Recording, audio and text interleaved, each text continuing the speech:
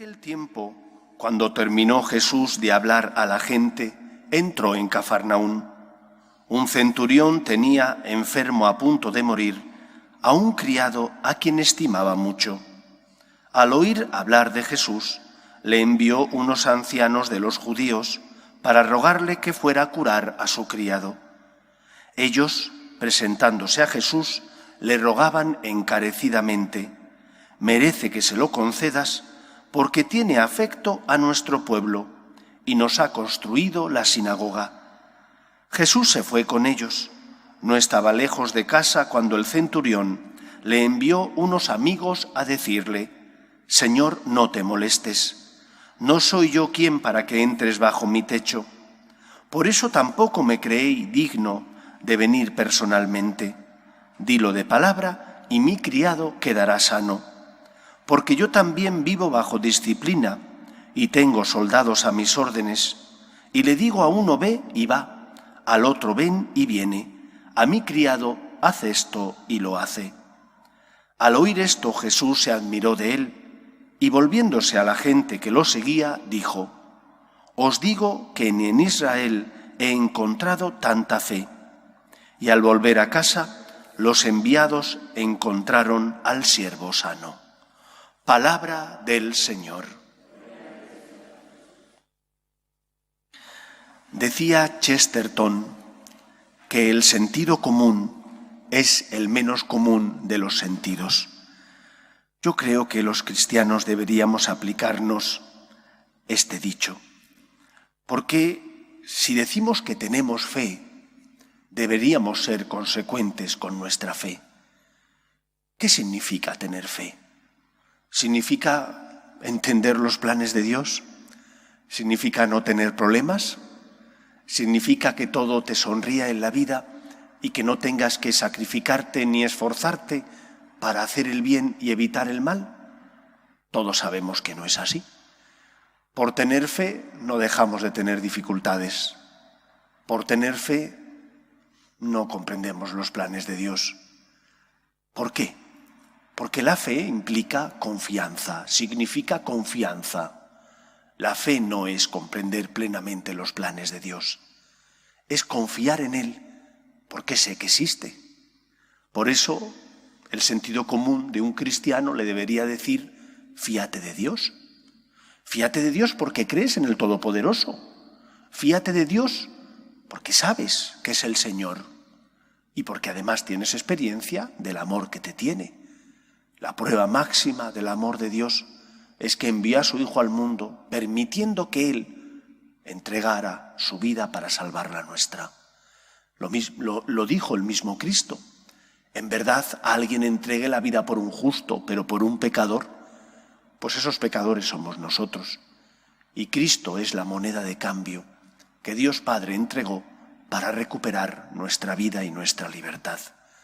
Por lo tanto, la enseñanza del Evangelio de hoy, el testimonio del centurión, un soldado romano, que no era alguien religioso judío, sino que, al contrario, posiblemente fuera una persona que venía de una familia de paganos y, sin embargo, viviendo allí en Israel, pues quizás el Señor le tocó el corazón y él se dejó tocar.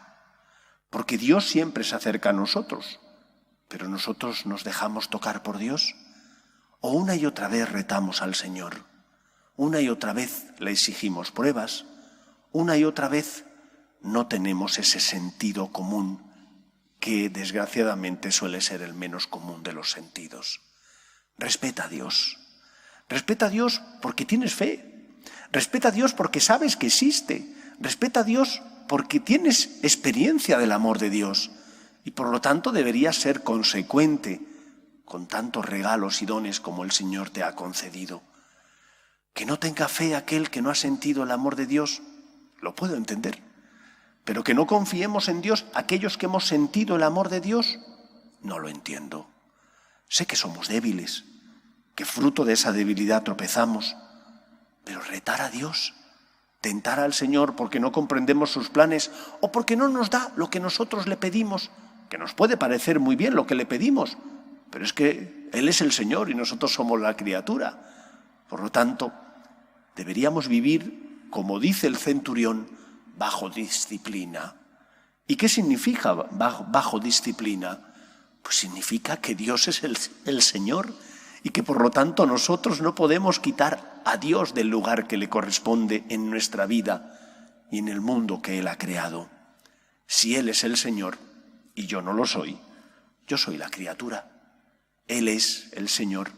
Y aunque no me guste o no nos guste utilizar esa palabra, nosotros somos los siervos, no en el sentido de que no tengamos libertad, sino en el sentido de que hay una relación de dependencia entre el Señor y la criatura, entre el Hacedor y la obra del Todopoderoso.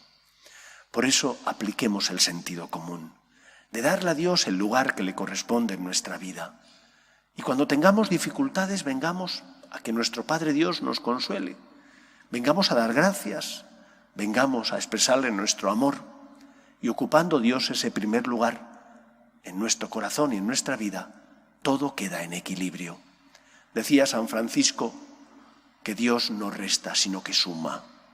Cuando tú amas a Dios, el Señor llena tu corazón de su misericordia, de su gracia, y hace que puedas amar más, que tus límites se ensanchen, que llegues a amar y perdonar incluso a aquellos que a veces te parecería imposible hacerlo.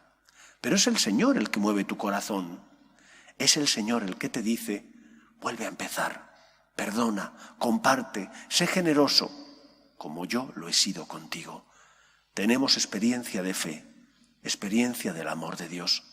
Que la fe nos sostenga y nos ayude a respetar a Dios y ser en medio del mundo luz y esperanza por nuestras obras de caridad, por nuestra manera de vivir. Que el Señor nos ayude. Nos ponemos en pie. Dulzura y esperanza nuestra, Dios te salve. A ti llamamos los desterrados hijos de Eva. A ti suspiramos, gimiendo y llorando en este valle de lágrimas. Ea pues, Señora, abogada nuestra, vuelve a nosotros esos tus ojos misericordiosos y después de este destierro, muéstranos a Jesús, fruto bendito de tu vientre, oh clementísima, oh piadosa, oh dulce y siempre Virgen María. Ruega por nosotros, Santa Madre de Dios, para que seamos dignos de alcanzar las promesas de nuestro Señor Jesucristo. Amén.